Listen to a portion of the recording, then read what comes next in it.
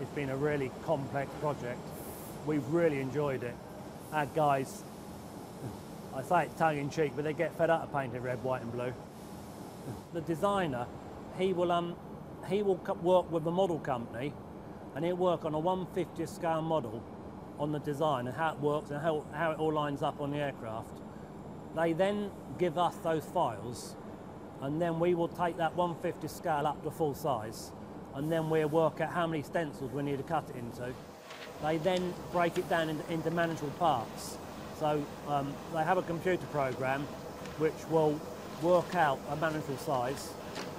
They then send that to a Zoom plotter, and the plotter will actually cut the stencil.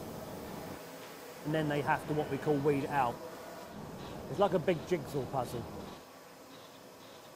So what we do, we will put all the stencil on and we'll paint, and after we painted the colour, we will then wrap that colour. So when we finish, the whole aircraft is wrapped up. As you can see behind me, we've got the tele-platforms. Not many people have got those, which allows us to access the whole area of the aircraft.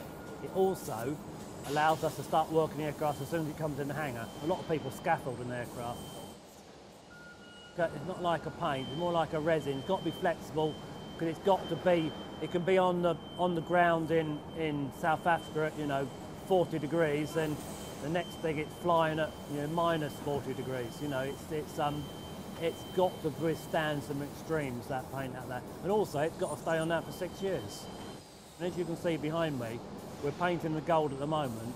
What we did with the artist, instead of giving him a load of colour swatches and say pick a colour, we actually worked very closely with the paint manufacturer, which is PPG Aerospace, and they said this invent a new colour for this not have a swatch gold.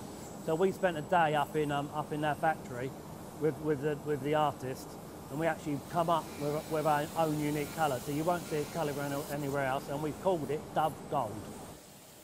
To paint the aircraft behind us is about 250 litres of paint.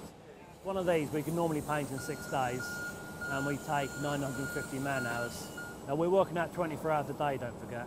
This project, we've been allowed 10 days to do it, so we're around about 1,800 man hours, but this is the first one. We've got 8 more to do in this. We're going to get, with the next one, we were doing 1,000 man hours. What will happen is old aircraft then is wrapped up like a Christmas present. When we unwrap it, it's going to be the wow moment.